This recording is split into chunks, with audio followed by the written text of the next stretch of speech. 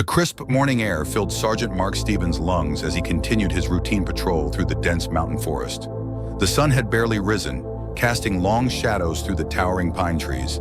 His boots crunched softly against the forest floor, covered in fallen leaves and morning frost. This remote area of the military base bordered a vast wilderness, making it a crucial part of the perimeter security routine. The forest seemed different today. Mark had walked this path hundreds of times during his 3 years stationed at this base, but something felt off. The familiar scent of pine and earth mixed with an unfamiliar tension in the air. He adjusted his backpack, containing his standard patrol gear and emergency supplies, as his trained eyes scanned the surroundings. 20 minutes into his patrol, Mark noticed the first sign that something was wrong. The usual morning chorus of birds was missing. The forest, typically alive with chirping and rustling, had fallen into an unnatural silence. Years of military training had taught him to trust his instincts, and right now, every sense was telling him to stay alert. As he moved deeper into the forest, the signs became more obvious. Fresh tracks marked the ground, unlike anything he normally saw in this area.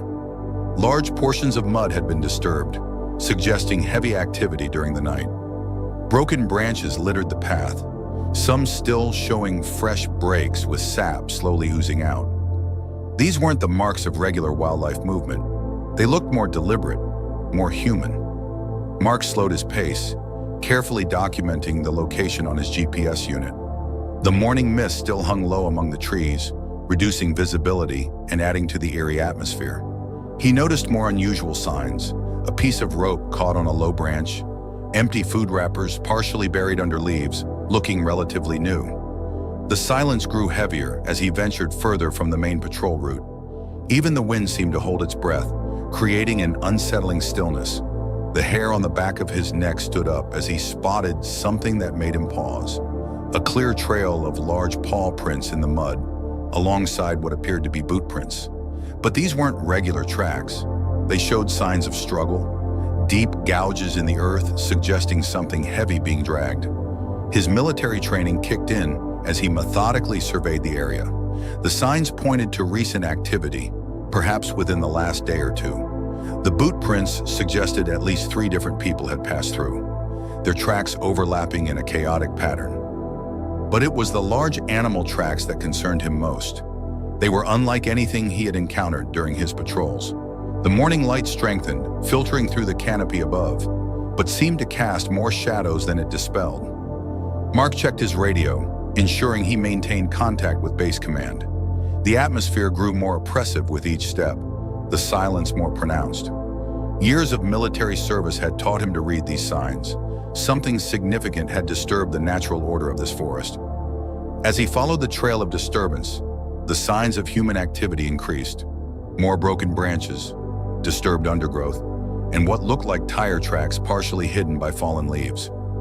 His pace slowed further as the track led him toward a denser part of the forest, an area rarely included in regular patrols due to its rough terrain. The morning fog began to lift, but the silence remained. Mark stopped to take a drink from his water bottle, his senses remaining alert to his surroundings. The wildlife should have returned to their normal activities by now, but the forest remained unnaturally quiet. Something or someone had scared them away, and whatever it was serious enough to keep them away. As Mark ventured deeper into the unfamiliar section of the forest, a sound caught his attention. It wasn't the normal rustling of leaves or the scurrying of small animals. This was different, a low, mournful sound that seemed to echo through the trees. The noise was unlike anything he had heard in his years of forest patrols, a mix between a whimper and a heavy breath. Following the sound, he moved cautiously through the thick undergrowth.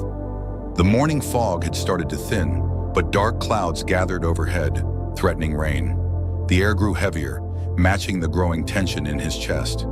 The strange sound grew louder, guiding him toward what appeared to be a small clearing ahead. Mark stopped abruptly at the edge of the clearing, his breath catching in his throat. There in the center, tied to a massive oak tree, was an adult brown bear. The sight was so unexpected, so wrong, that for a moment he thought his eyes were playing tricks on him. But as he blinked and looked again, the reality of the scene became clear. and his stomach turned with a mix of shock and anger. The bear was secured to the tree with heavy chains and ropes, wrapped multiple times around its body and the trunk. Despite its massive size and strength, the animal wasn't thrashing or showing any signs of aggression. Instead, it lay partly on its side, its huge head resting on the ground. The bear's eyes, deep brown and surprisingly alert, fixed on Mark with what seemed like a mix of wariness and exhaustion. Rain began to fall softly through the canopy, adding to the grim atmosphere. Mark conducted a careful visual assessment of the situation, noting every detail with his trained eye. The bear's fur was matted and dirty, showing signs of long-term captivity. Around its neck, a thick metal collar had worn away the fur, leaving raw skin underneath. The ground around the tree was torn up, suggesting the bear had initially fought against its restraints, but had now given up. What struck Mark most was the bear's behavior. Despite being a wild animal in a distressing situation, it showed no signs of aggression as he carefully moved closer. Instead, it watched him with what appeared to be a resigned awareness. The rain increased steadily, but the bear barely seemed to notice, maintaining its steady gaze on the soldier. The whole scene felt surreal in the gloomy morning light. Water dripped from the leaves above, creating a gentle percussion that contrasted sharply with the gravity of the situation. Mark noticed other disturbing details, empty food containers scattered nearby, suggesting someone had been feeding the bear regularly. This wasn't a random act, but something carefully planned and maintained. Thunder rumbled in the distance as Mark conducted a wider survey of the immediate area.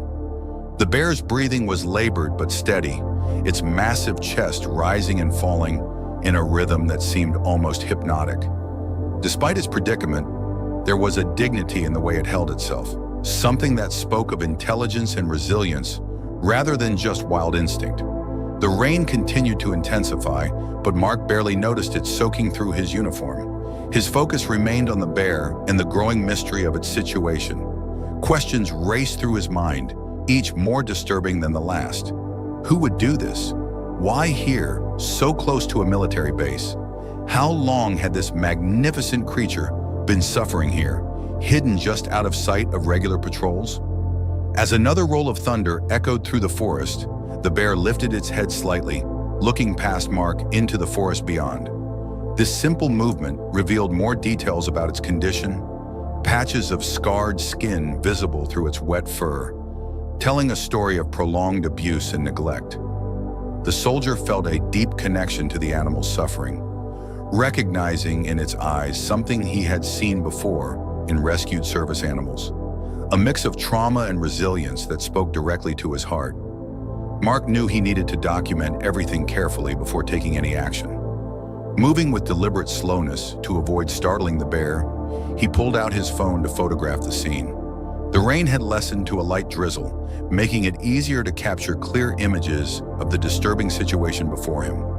Upon closer inspection, the bear's condition was worse than he initially thought. Its fur, naturally thick and glossy in healthy bears, was patchy and dull. Large areas were completely bare, especially around the shoulders and neck where the metal collar had rubbed the skin raw. The collar itself was crude and brutal, a heavy piece of industrial metal that looked like it had been welded together around the bear's neck. Rust spots on the metal suggested it had been there for months, perhaps even longer. The chains binding the bear to the tree told their own story of cruelty. They were shipping chains, the kind used to secure heavy cargo, wrapped multiple times around the animal's body and the tree trunk. The links had worn deep grooves into the tree bark, indicating the bear had been here for an extended period. Some of the chains were newer than others, suggesting regular maintenance by whoever was responsible for this atrocity. As Mark observed the bear's physical condition, his military medical training helped him catalog the various injuries and signs of neglect. The animal was severely undernourished, its powerful frame showing signs of muscle loss. Through the matted fur, he could see its ribs protruding slightly, though someone had clearly been providing enough food to keep it alive. Several old wounds had healed poorly, leaving visible scars across its body.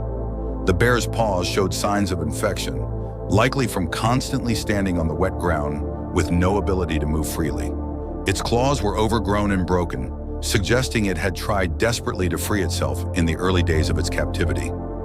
Dark stains on the ground around the tree marked where rain had mixed with blood from its injuries over time. Looking more closely at the immediate area, Mark found more evidence of the systematic nature of this operation. Hidden under leaves and debris, he discovered empty food cans and water containers. They were all the same brand, suggesting a regular feeding routine. Some labels were faded and weathered, while others were recent, creating a timeline of the bear's captivity. The ground around the tree told its own story. A circle of bare earth extended outward from the tree, marking the limit of how far the bear could move in any direction. Beyond this, the forest floor was undisturbed, creating a stark boundary between captivity and freedom. Small pieces of the bear's fur were scattered throughout the area, caught on low branches and undergrowth, silent testimony to its struggles. Mark noticed something else that made his blood run cold. Partially hidden beneath fallen leaves, he found small pieces of paper, torn and weathered but still readable. They appeared to be bedding slips, suggesting this location had been used for some kind of illegal wildlife fighting operation. The thought of this magnificent animal being used for entertainment made his jaw clench with anger.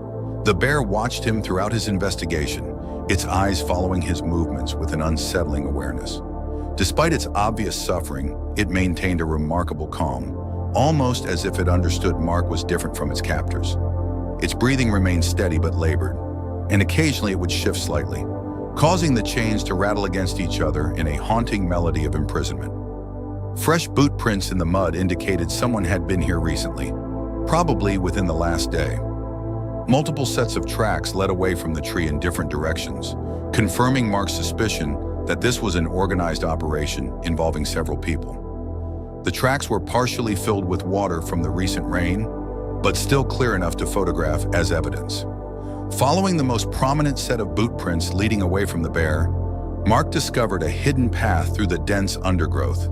The narrow trail, carefully concealed from casual observation, led him to a small clearing about 200 yards from the restrained bear. What he found there made his heart sink even further. The traffickers' camp was partially hidden under a camouflage tarp, stretched between several trees to protect it from aerial observation.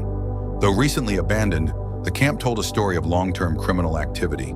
A metal fire pit contained fresh ashes, suggesting the occupants had left in a hurry, probably alerted by something to clear out quickly. The remnants of their presence painted a disturbing picture of organized wildlife trafficking. Under the tarp, Mark found a weatherproof container filled with documents. His hands trembled slightly as he opened file folders containing photographs and papers. The first photo showed the bear in a much healthier state, performing in what appeared to be a traveling circus. More recent photos documented its decline, including images of the bear being forced to fight other animals. Each photo was dated and labeled with amounts of money, revealing a systematic betting operation.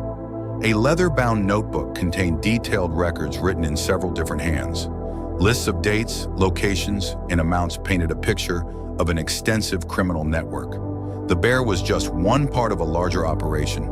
Mark found records of other animals, tigers, wolves, and even smaller bears, along with their current locations marked on a folded map. Red X marks on the map likely indicated locations of other captured animals throughout the region. The camp contained other disturbing evidence. Veterinary supplies were scattered about, including strong sedatives and antibiotics, suggesting someone with medical knowledge was involved. Training equipment, similar to what might be found in a circus but modified with cruel additions, lay partially covered by leaves. Heavy chains like those binding the bear were coiled nearby, ready for use on other captured animals. A series of notebooks revealed the operation's scope. Carefully coded entries detailed transportation routes, contact information, and payment records. Some entries were recent, dated just days ago, while others went back several months. The organization behind this clearly had connections across multiple states, possibly even internationally. What troubled Mark most was finding recent photos of other bears, clearly marked for future acquisition. The trafficking ring was actively expanding their operation, scouting new locations and targeting more animals. Among the documents, he found detailed plans for constructing hidden holding areas throughout the forest, including the exact specifications for securing large animals. Further investigation of the camp revealed sophisticated communications equipment, suggesting the operation had lookouts and an early warning system. This explained the fresh signs of hasty departure. They must have spotted his approach during his regular patrol route and evacuated, leaving behind evidence in their rush to escape detection. In a separate waterproof case, Mark found more disturbing documentation. Medical records showed the systematic abuse of the captured bear, including detailed notes about its weight loss and injury recovery times. The records were clinical and detached, treating the magnificent animal as nothing more than inventory. Profit calculations were scribbled in margins, showing how they maximized their returns through minimal care and maximum exploitation. The camp also contained evidence linking this operation to other criminal activities. Hidden among the papers were documents suggesting connections to illegal gambling rings and protected species trafficking. Business cards and contact information, though partially coded, indicated involvement of people from various countries, revealing an international network of wildlife crime. As Mark carefully photographed and documented everything in the camp, the rain picked up again, adding urgency to his investigation. He knew he needed to collect as much evidence as possible before weather conditions deteriorated further and destroyed crucial proof of these crimes. Returning to the bear, Mark approached with renewed purpose. His years of experience with traumatized service animals had taught him the importance of slow, deliberate movements. The rain continued steadily, but the bear remained alert, watching him with those intelligent eyes that seemed to hold centuries of wisdom. The sight of the bear brought back memories of his time in service animal rehabilitation. Before his current posting, Mark had worked with military dogs that had experienced trauma in combat zones. Those experiences had taught him that animals, like humans, carry deep emotional scars from abuse and neglect. Looking at the bear now, he recognized the same signs of psychological trauma he had seen in those service dogs. Moving slowly, Mark began speaking in a low, steady voice. He remembered how rescued animals responded to calm, consistent tones. The bear's ears twitched slightly at the sound of his voice, but it showed no signs of aggression. Instead, it lifted its head slightly, revealing more of its face. The gesture, though small, demonstrated a level of trust that touched Mark deeply. As he carefully settled into a sitting position at a safe distance, Mark noticed something remarkable. The bear's eyes tracked his movements with an intelligence that went beyond mere animal instinct.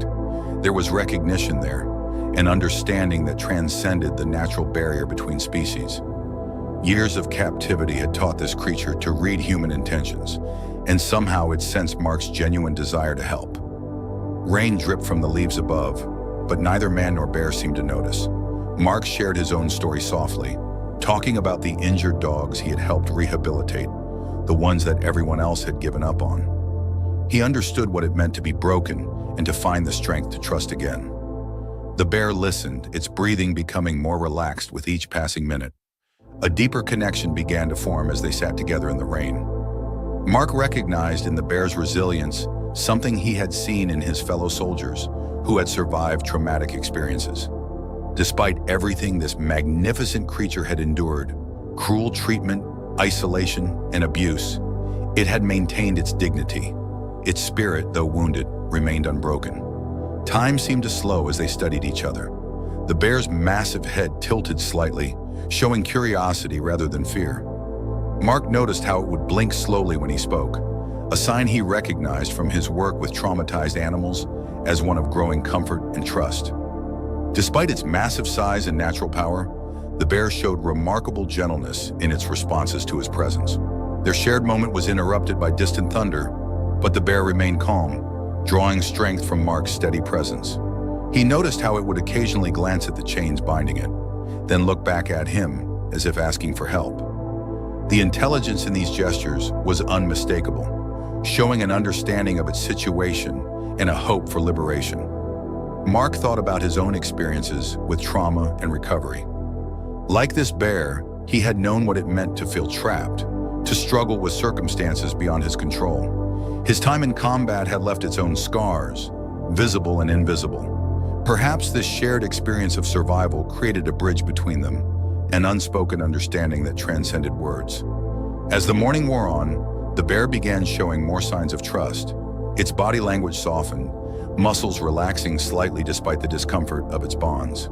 When Mark shifted his position, the bear remained calm, showing none of the tension typical of wild animals in the presence of humans. This was the kind of breakthrough he had seen before with rescued service animals. The crucial moment when trust begins to overcome fear. Mark knew the rescue would require careful planning and proper support. Using his radio, he contacted Base Command, keeping his voice steady as he reported the situation.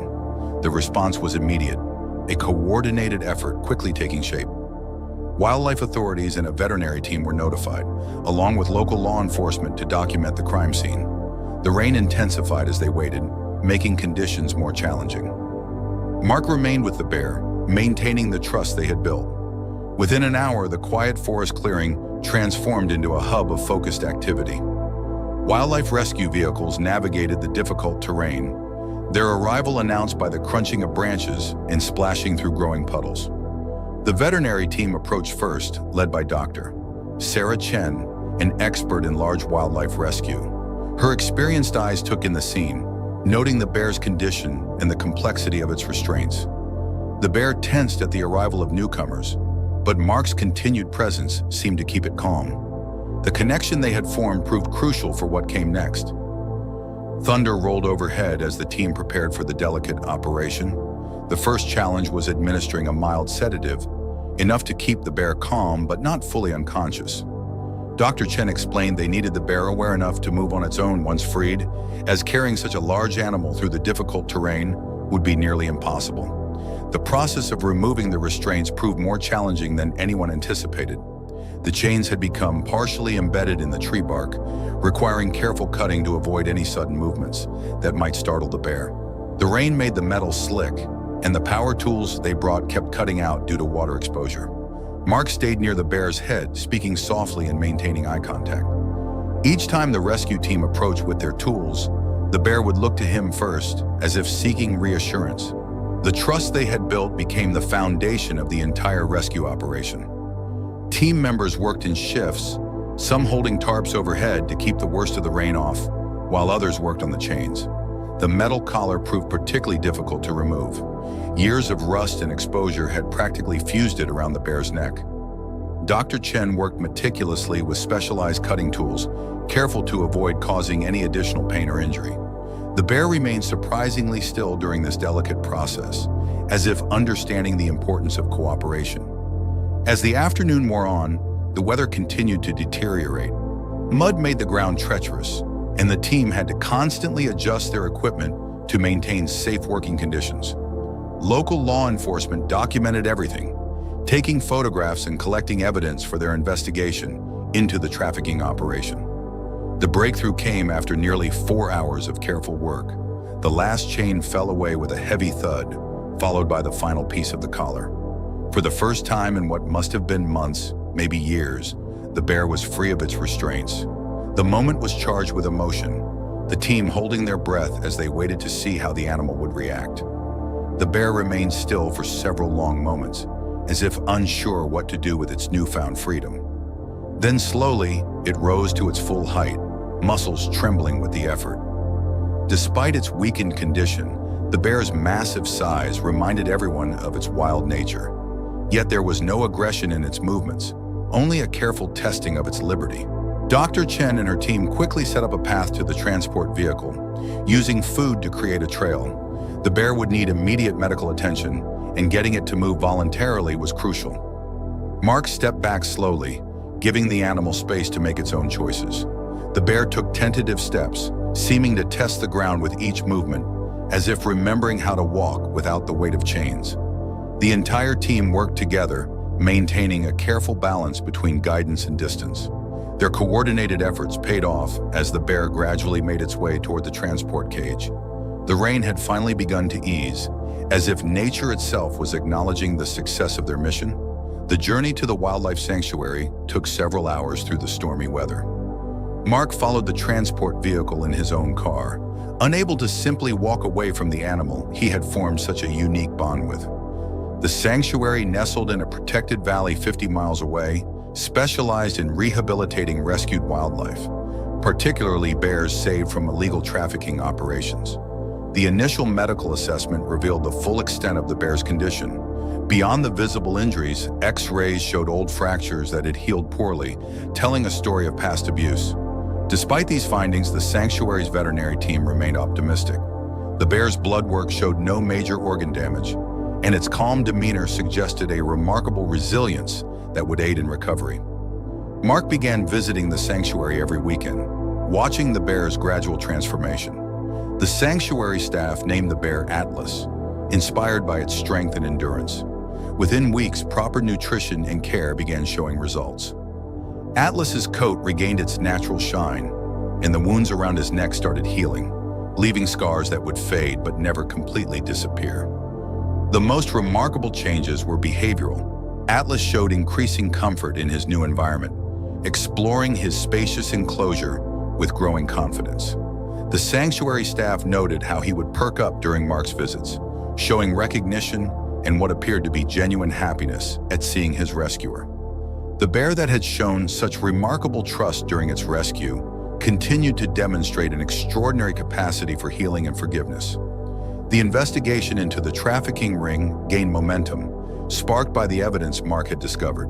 His detailed documentation led to multiple arrests and the rescue of several other animals held captive in different locations. The case drew national attention, highlighting the issue of wildlife trafficking and leading to increased funding for forest patrols and wildlife protection programs. 3 months into Atlas's recovery, the sanctuary celebrated a significant milestone. The bear that had once been chained to a tree now played in a large pool, showing natural behaviors that had been suppressed during captivity. Mark watched from the observation area as Atlas splashed in the water, hardly believing this was the same animal he had found in such desperate circumstances. The story of Atlas's rescue inspired changes in local wildlife protection policies. The military base where Mark was stationed implemented new protocols for forest patrol routes, focusing on areas previously considered too remote to check regularly. Training programs were developed to help personnel recognize signs of wildlife trafficking, creating a more comprehensive approach to protecting the surrounding wilderness. 6 months after the rescue, Atlas had gained back his healthy weight and strength. Though he would never be able to return to the wild due to his years in captivity, he had found contentment in his sanctuary home. The staff often found him watching the sunrise from his favorite spot on a rocky outcrop, his powerful frame silhouetted against the morning sky, the picture of hard-won peace. Mark's final visit to the sanctuary before his military transfer brought the story full circle. Atlas approached the edge of his enclosure, pressing his nose against the protective barrier in greeting. The fear and resignation once visible in his eyes had been replaced by a calm confidence. In this moment, Mark realized that while the physical chains had been broken months ago, the real healing had been in restoring Atlas's spirit. The legacy of Atlas's rescue extended far beyond one bear's story. It became a testament to the resilience of nature and the difference that compassion could make. The sanctuary now hosted regular educational programs, using Atlas's story to teach visitors about wildlife protection and the importance of preserving natural habitats. His journey from captivity to freedom became a powerful symbol of hope and a reminder of the responsibility humans hold as stewards of the natural world. Subscribe to our Story channel for more touching and inspiring stories of animal rescues and human compassion. Every subscription helps us raise awareness about wildlife trafficking and supports animal protection efforts worldwide. Join our community of animal lovers and be part of making a difference.